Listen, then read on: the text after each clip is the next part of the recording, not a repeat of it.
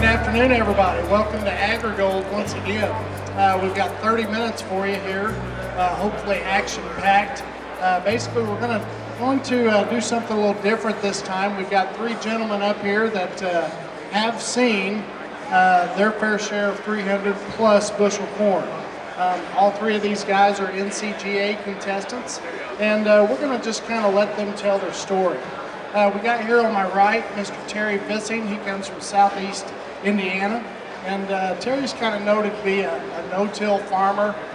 He has done some really neat things on marginal soil types and really raised the bar. He's going to kind of tell us about that. Right here to my left, we've got Dan Luepkes, and Dan comes to us from north central Illinois. And Dan, he's really been, he kind of brings a nice flavor of north central corn belt, and you know, how to raise some of those really high yields with maybe some fertigation, drip tape, high fertility stuff, some really neat management practices on some of those north central Illinois soils. And then over here on the left, we've got Brooks Cardinal. Brooks Cardinal, he's comes to us from southwest Indiana, and Brooks brings another whole different flavor. Brooks doesn't just farm corn and soybeans. He's also farms a lot of melons in his world also. And you know, we're going to talk to him about how he's achieved his 300 bushel plus corn. I will give their yields here after a while, whenever we kind of get into their stuff. But I do want to make note, we had an announcement yesterday. Was anybody here for the Corn Warriors yesterday? Some of you may or may not have heard, we've got a new person on the Corn Warriors, and that is Brooks Cardinal. Let's give Brooks a hand. Congratulations, Brooks, and welcome to the Corn Warriors world. I'm sure you'll do great. Okay, so let's go ahead and get started here. So Terry, let's see, you've been, I think you hit your personal best this year. Terry hit 323 in the NCGA. 323, that's pretty good. 320, I'll just give him this one. That's pretty nice yield. I guess as you think about no-till farming, your geography in southeast Indiana, you weren't blessed with the best soil types and all that stuff. You've worked hard to get your fertility up. We want you to just kind of tell everything about your geography and some of your management practices. Thanks, Mike. Okay, I'm Terry Vissing. I live in Marysville, Indiana, which is in southeast Indiana. It just runs about, we're about 25 miles northeast of Louisville, Kentucky. So we're living in some ground conditions. It's rolling to some of them a little steep, and we've got some flat ground with just a little slope on it. So therefore, our ground is about 1.5% organic matter. We're running CECs. Probably 5 to 10, and we're trying to improve our soils mainly through no-till. Back in the 80s, our only choice of staying on the farm was no-till. We could see that we couldn't afford the plows and the discs and the big horsepower tractors, so my dad invested in a 7,000 6-row planter, I think 1982, and I've got soils right now that's never been tilled since 1982. We will make just every once in a while we'll get a ditch here or there that we have to straighten up because of the soil erosion, but we're trying to fix that with some cover crops to hold the soil, and we feel like that helps very much for the no-till. Then we're getting some organic matter, trying to add more organic matter with the cover crops. So we're using primarily a cereal rye because I'm a one-horse soldier on 1,000 acres. I'm approaching 65 years old, so with my age and with not having any help, no-till is just the only way I can do it. So you probably laugh when I tell you this, but I do run pretty large machinery. I run a 12-row head machine and a 30-foot platform. I combine the crop, I shut the combine off, take the truck to the barn, unload it, or take it to the elevator. So I'm one busy guy on 1,000 acres. I do get a little bit of help out of my wife a little bit with the green card operation and my one son. But in most cases, I'm doing this all by myself. So age may slow me down. I'm in a little bit of a development area in southeast Indiana with people coming across from Louisville that want to buy in Indiana. We've got several plants in the River Ridge project. That's a 3,000 acre ex-government ammunition plant. And we've got car manufacturer parts companies moving in there. And I actually farm in that Army Ammunition Center. I rented that ground only because my father and grandfather was run out of that farm where they were farming back in the 40s. So for that reason, I think that's the reason we farm now. But anyway, we do we're simple is the thing we look for. So we're not running a fancy planter. We are running a 1790 1223 planter. It's 15-inch rows for soybeans and the 30-inch rows for corn, of course. We're doing a in-furrow application of low-salt fertilizer. We're using humic and fulvic acids in there. We're using some bugs in the jug for some microbes. We're trying to get that soil life up to the par that we think it's going to take to grow over 300 bushel. And guys, it's hard to do it year in, year out. No irrigation. And since 2012, we've had some tremendous years with plenty of rainfall, and that has been a godsend to my yields. So in 2014, we started out with 295 bushel yield, and all we did was put fungicide on. We flew fungicide on with the airplane, and dang, 295 bushels. This is easy. You know, no reason I can't go. So, I was on the Yield Masters team, and they came out and they said, "What kind of yield projection have you got?" I said, "Well, I'd like to get to 350." So I got a goal, like I said, and for some of you older guys, gray-headed guys, it's a passion for me to be able to grow this corn. It's energized me to get me through this last trimester of farming. So we're doing several other things. We're not wide dropping. We're thinking about wide dropping this year. We've been doing the simple thing. We've been tube dropping some nitrogen and some sulfur, and mainly B10, B12 area. We're finding out a lot of people don't realize that the corn plant particularly, and the soybean plant, is needing a whole lot more nutrition at the end of its life cycle, more so than the front. So, you know, as we've been told to use AMS for sulfur, for example, we're putting it out on the beginning of the crop. And what we're finding out with all the rain that we're getting through the season, with all these large, gigantic rains that we get, 2 to 6 inches, 2 inches again the next day or so. So we're finding out that possibly the sulfur is leaching away, and we're heading into trying to get a whole lot more sulfur on this crop. And as much as I can tell you, close to 150 pounds of sulfur in the crop. So I know a lot of you guys are saying we're crazy, but I think we'll talk to some of the other guys.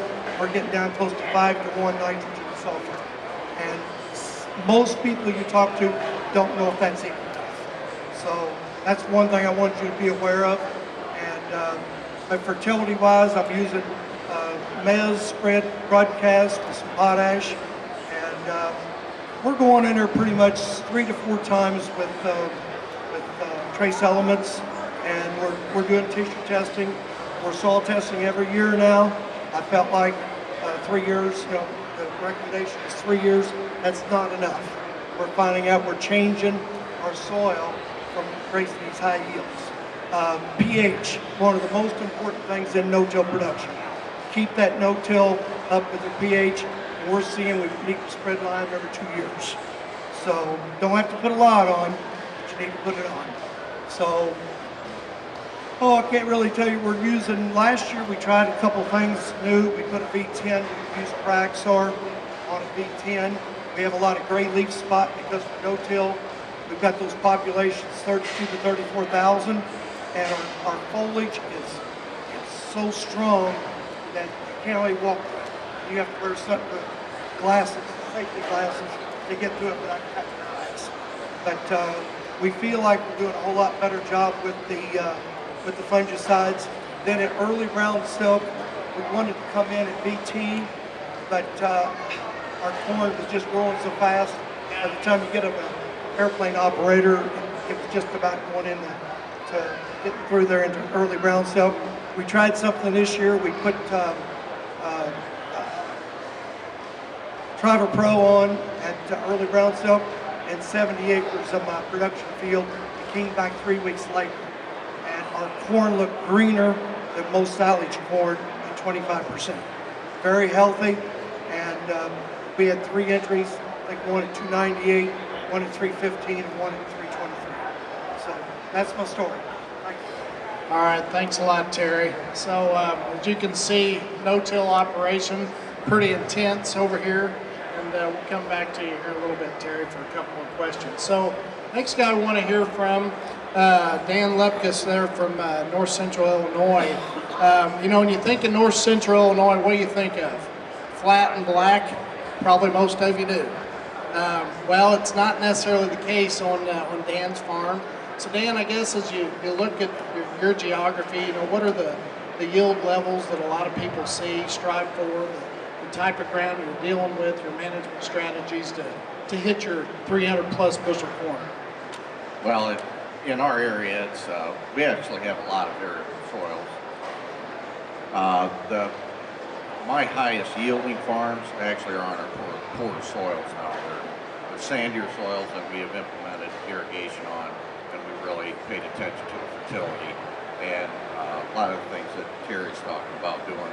Some of those are no-till, some of them are not. We do a lot of the same strategies he's doing as far as plant or applied things. There is flat black ground 20 miles from us, but we just don't farm any of it. We have some rolling stuff that's regular loam, but like I said, with our sands, we can actually maybe manipulate the soil a little bit more. You can move base saturations faster, and with irrigation, we've taken out that limiting factor of water, so we start working on other things, and that's been able to get us up to the next yield level. By doing that, it has opened our eyes to some of the practices to do on the other ground, on our dry land acres. We found out some things that work, so we bring those into the other acres, and it's kind of a learning curve, a slow learning curve, but we're gaining on it, and every year we seem to do a little bit better. Last year we had a disease called tar spot in northern Illinois that it was something new to us. It come out of Mexico. Trump didn't build the wall high enough yet, I guess. So it killed all of our corn, all varieties. Didn't matter what brand you had, what variety, it killed all of them. A good month early. A lot of the corn died in August. So that cut us back this year, but we were still able to pull some pretty good yields out through, I think, high fertility, good management. So every year something different. We have struggles every year, but as farmers, we all know we just deal with them as they come. Fungicides, one of the things, like Terry said, we're going to have this disease probably again this coming year because it's going to overwinter for us. They say it stays in the fodder, so we're pretty concerned about that. We may be doing 2 or 3 fungicide applications. We'll kind of see how that goes. But, with our irrigation, we have a drip system. We have a drip and pivot. So on our highest yield this year come off our drip system. We're doing some fertigating with that. We put out some late nitrogen, late boron, some calcium sometimes. I totally agree with Terry about late fertility sometimes really makes a difference. A lot of people talk about starter, and they've tried starter, and they say they think it doesn't pay. Well, we believe it pays because we finish the crop. We get that 300 bushel crop started with starter and some other in-row nutrients, but then we don't give up on it. We start feeding it through Y drop or through irrigation. And by keeping fertility levels up and keeping them up later in the season, seems to be the key to that extra 40 bushel, really, on the top end. Okay, thanks a lot, Dan. Yeah, we'll come back to you here in just a little bit. So I guess before I do, your top yield this year was 324. Okay, 324. Is that your best? I had a 327 last. Okay, all right, 327. Terry, you got some work to do. All right, so Brooks, let's go to you. Southwest Indiana, Known Brooks a long time. Brooks is another guy that just continues to pay attention to those details. Of course, we don't want to leave his brother Brandon out. Brandon, where you at? There he is. He helps Brooks a lot too. And you know, Brooks, every year he's just pumping our brains about how he can get better, and we've learned probably a lot more from him than what he's even learned from us. But yeah, he's got farms on a lot of sand, got a lot of irrigation, and you know, you've had melons. So Brooks, I guess tell us some of the keys that's really made you successful over the last few years, and some of the things you can pass on, and what are the yield levels that a lot of the area growers would see in that area? As Mike said, I'm Brooks from Oaktown. We farm about 3,000 acres. Probably 45% of those acres are overhead irrigated. And we're growing corn, soybeans, wheat, and watermelons. And with the watermelons, it's such a high management crop. We have learned a lot from them that took to the corn crop. We used to grow a lot of seed corn, and we really didn't push the envelope too much on the seed corn. So really, we're kind of new into the high management stuff on field corn, the commercial corn. We've got 3 years of tissue testing, weekly tissue testing now. So I mean, we're still learning. We're scratching our head a lot more than anything. But the thing with the watermelons is, you know, we started in the watermelon tissue testing probably, 10 years ago. I mean, that kind of started that first, but just with the high management and the extra fertilizers and the watermelons, a lot of that's carried over the following year when we followed corn after the watermelons. So we started picking up things there in our tissue test. Calcium's been a big one that we apply to the watermelons that we think's got a lot to do with our success in high yielding corn. But and we do a lot of fertigation with them pivots, as Dan was saying, he does.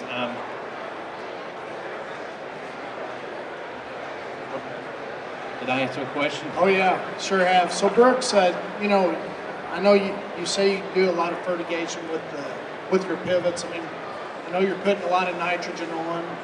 What kind of goals are you shooting for? How many inches per week, or throughout the growing season? What all are you putting through that fertigation system? Yeah, our soils are sandy loam. I don't know if we got 8 inches of topsoil and it goes in drought. Our water don't stick around very long. And when it gets hot out, 90-degree heat, we're pouring it to, an inch every 4 days. Sometimes ain't enough. And on the fertigation side, we've been chasing our tissue tests, these last 3 years. We're finally getting a little bit of a database together where we can put a plan together for the following year. Boron. And everybody I've listened to at the show here, I hear so much about boron. And so after I kind of had an idea in my mind what we needed to go to, I need a double. But chasing boron, our phosphate we're struggling with as well.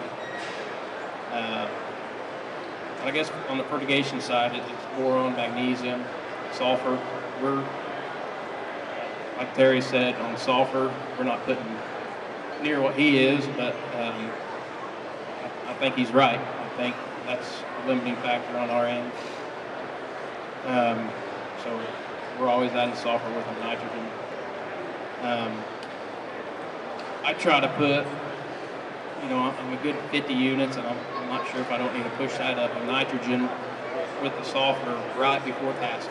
I don't like to do anything during pollination, but I try to feed it hard right before we get into full tassel, and then that grain flip, come back and feed it again. And I did this past year, I fumigated some, ran some fungicide through the system. We didn't have a huge disease pressure late. So I really don't know. I really didn't learn nothing on that. I don't know. I still got to play with that stuff. Correct. Brooks, what kind of populations you been running to achieve your 300 bushel corn? My average, I kind of think on some hybrids I'm at 38,000 sweet spot. I mean, some of them I really don't think I need to push that hard. I have pushed it up to 46,000 and some strips. And I just learned that if you're going to push it that hard, you got to feed it that hard. And I didn't. So I really didn't gain much from it. But 38 is a good average. Okay, thanks, Brooks. You know, I don't know about you folks, but seems like a common theme throughout the last couple of days has been about deep fertility. I bet I've had 15 conversations with probably a lot of you scattered through the crowd here about deep fertility, how to address that. Dan, you know, I know you've been working on that, fertigate with your drip tape. I guess how are, you know, when you hear Randy Dowdy and David Hula talk about, you know, soil sampling deep, do you have a strategy in place, and do you have as far as sampling, and do you have a strategy to get that fertility deep into the soil? Well, with no-till, of course, that's really hard. There are some ground that, you know, we deep grip, and we just try to work in what we can as deep as we go with that. We haven't done the 24-inch sampling, you know, as far as fertility.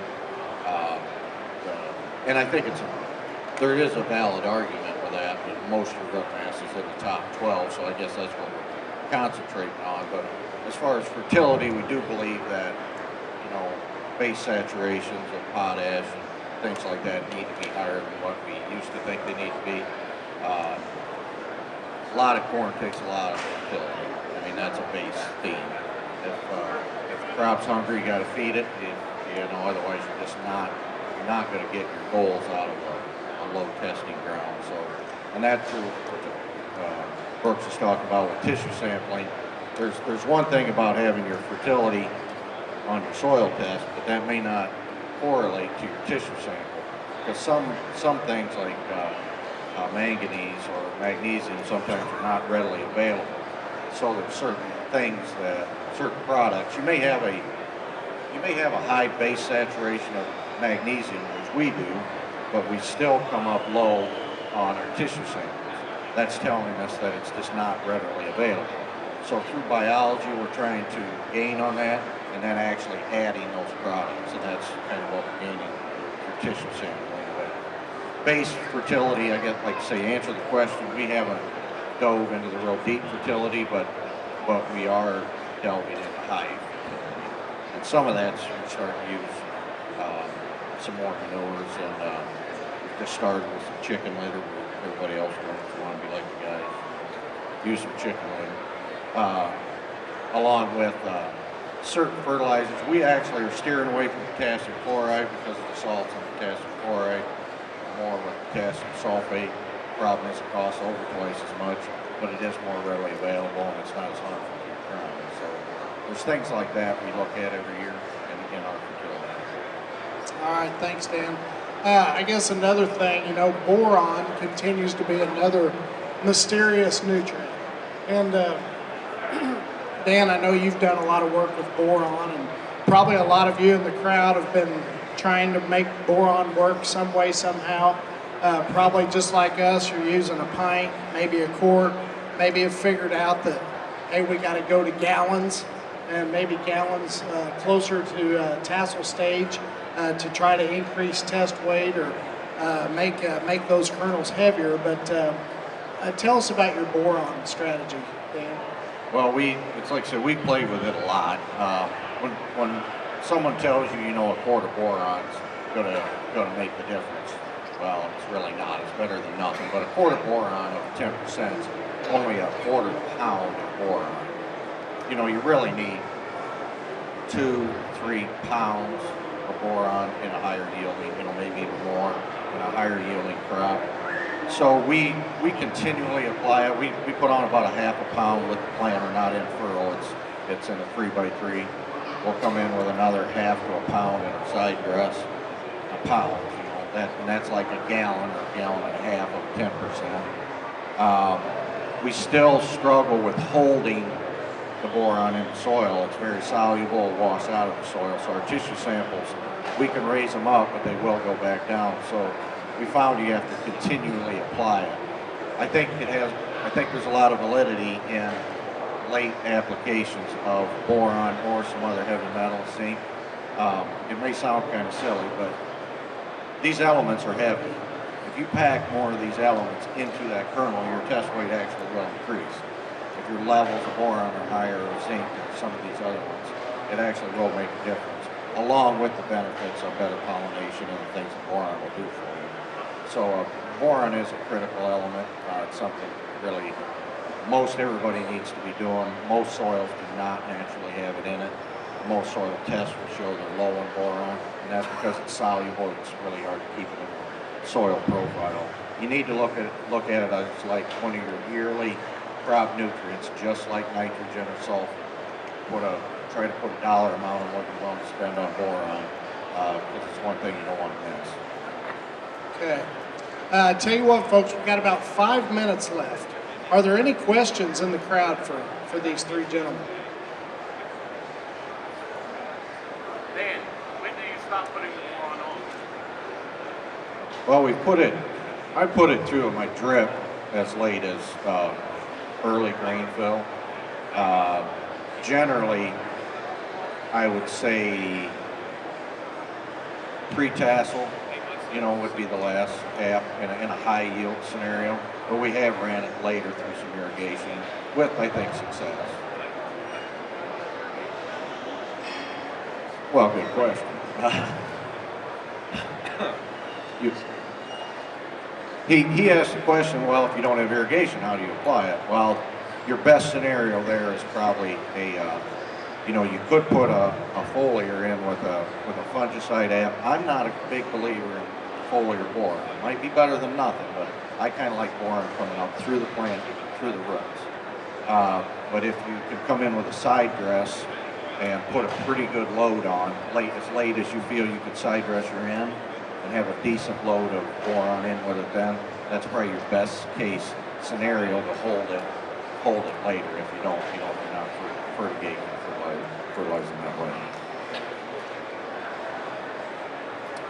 Any other questions out there?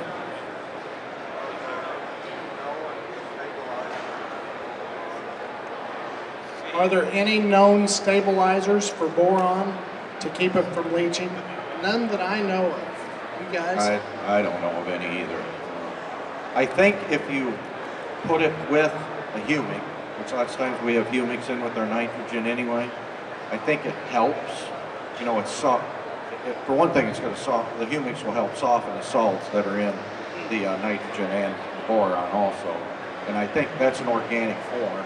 So if you attach that organic form to a non-organic form like that, I think it's going to last a little longer and the plant will uptake it a little bit better. Okay, any other questions? Trust me, we'll go ahead and utilize these minutes here. As we do talk about boron, I do want to mention, last year, or one thing that we've really been trying to do at AgriGold is figure out how to increase tissue sample levels in the plant and how to increase yields with boron. And we ran a lot of trials last year, even 2 quarts right there at planting with the 2x2 system, 2 quarts of boron, and we did it throughout the season all the way up to tassel. No doubt about it. Guys, we saw an advantage once we were putting up to 1 gallon per acre wide drop closer to that tassel stage. So really kind of supplements and complements what you're saying here, Dan. I guess let's talk about zinc here for just a minute. Terry, I know you've done a lot of work with zinc, and what would be your words of wisdom for everybody when we're talking about zinc? A little bit, very often. Basically, we're putting about 1 quart on with the planter through the furrow, and then every time we apply something foliarly, there is some zinc that goes in it. So I'm not going to tell you need to put 1 gallon on at a time, but microbes have a tendency, zinc and microbes sort of go hand in hand. So if you're wanting to feed those microbes, we're adding some sugars also, but the zinc has a tendency to push those microbes along. So we like that idea. So We may have close to 1.5 gallons to 2 gallons at our contest field of zinc. So something we've just been leading into in the past year, and we did see a good kick on that. But if you're going to grow high yield corn, you can't be afraid to put the nutrients on it. But the good thing about high yield corn, it does utilize it. So it pretty well pays itself back. Okay, thanks, Terry. One more question I want to throw out, guys. Are any of you guys raising your high yield NCGA corn, continuous corn? Are all three of you following another crop? I can speak on that real quick. Back again, no-till. 25, 30 years ago, we tried to run corn on corn, and take it back. The field was split, corn, soybeans. I said, I'm just going to run over one pass over into that corn on corn. Wrong. If you're going to do that, you're going to put a lot of nitrogen on because you are working your nitrogen over. So the corn came up green or light green and pale. Never did really turn out. No, never tried it. Now we do run some beans on beans, and that's not good. But rotation is a key to these high yields. I usually rotate, but I might disagree with Terry a little bit on I've been able to push corn on corn. We had a dry land entry last year. It was second in Illinois. There was 323 that was corn on corn, and it was not a contest field. It was just a field that we took an entry out of. If you address the carbon penalty and the nitrogen that you need in a corn on corn situation, I don't feel there really is a penalty. I think you can run with anything on corn as long as you have enough fertility and enough nitrogen when that plant's small. So you break free from that little phase when it's yellow. Keep it green.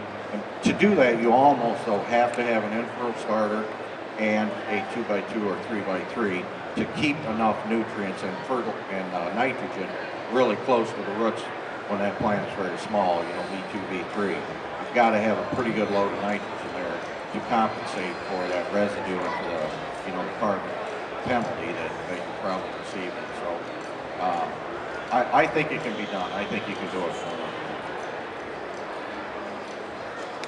Yeah, I agree with Dan. I think it's all about management. We had two high management fields, I should say, on corn, 17 and 18, and with knowing we were going to do that, we harvested earlier, we dissed it, and we deep ripped it, giving it multiple chances to break down and trying to capture as much heat as possible. But yeah, I agree. I think it can be done. Okay, Brooks, one more question for you. You hit 334 this year. That was your personal best, right? Congratulations. I know you're wanting to hit 350 real bad. What are one or two things you're going to change this year to try to make things better? The biggest thing we're changing is we're putting in furrow on the planter as well. I have no idea the exact recipe we're going with yet. Still working on that. But that's the biggest thing we're doing. And then, as I talked earlier on the boron, the boron is one thing that we chase so bad. So we're going to get more aggressive with that. But yeah. Okay, thanks, Brooks. Dan, every time I talk to you, you say you're striving for 400. What are one or two things you're going to change this year to hit that? Yeah, I don't know if I should drop my goal. I can't seem to get 350, and my goal's 400, so I guess I'll keep shooting for that. Maybe I'll get 350 sometime. I think I'm going to put a watermelon at the base of every plant, maybe. There, that works pretty good. Got to figure out the equipment to get that done yet. Like the chicken litter's a new thing for us. So we're hoping that more of a natural organic fertilizer and a humic in it is going to help us. So I think we're going to try a little dry bandage some fertilizer to get some micros at a lower cost next to the roots. I think that's one of the things we're going to build a rig ourselves to do that. So that'll be one of the differences we're doing this year.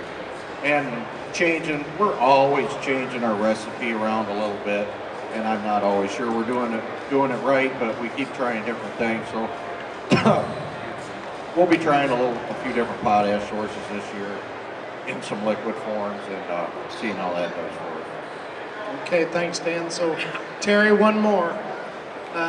323 was your best, and you know, as we look at this coming year, what are one or two things you're going to do to strive to hit that 350? Okay, as most of you know, rows on the corn is dealt pretty well made at V5, V6. Something that we've been struggling with probably is waiting a little too late to get the first part of the nutritional packed on, and probably talking to some of the guys that's getting higher yields than I am. Actually, the corn yield is starting when the day comes out. And the planting has to be very good. You have to get these plants up together. But even the nutritional sector of the corn plants probably starts earlier than most others. And so we're probably going to do, being we don't have a 2x2, we're probably going to wide drop as soon as we can at that V2, V3. Well, we'll probably be broadcast the first time, and then we'll probably start with some wide drops. I'm not real familiar with how they're going to work. And then probably we're going to use some products that got a little more folic acid in it to drive the nutrients into the plant itself. And we're hearing there's going to be some good things for movement in that plant. And we're using some, probably going to use some, we're already using turkey litter at about 2 tons per acre. That's helped dramatically. I think that's pushed me up 30, 40 bushel in yield pretty quick. And don't want to overdo that, but I think a couple tons per acre is beneficial. Probably try to keep the corn just a little healthier as a whole. My contest corn stayed pretty clean, but hey, contest corn doesn't pay the bills. So the rest of my corn, I'm learning that maybe we have a lot of gray leaf spot.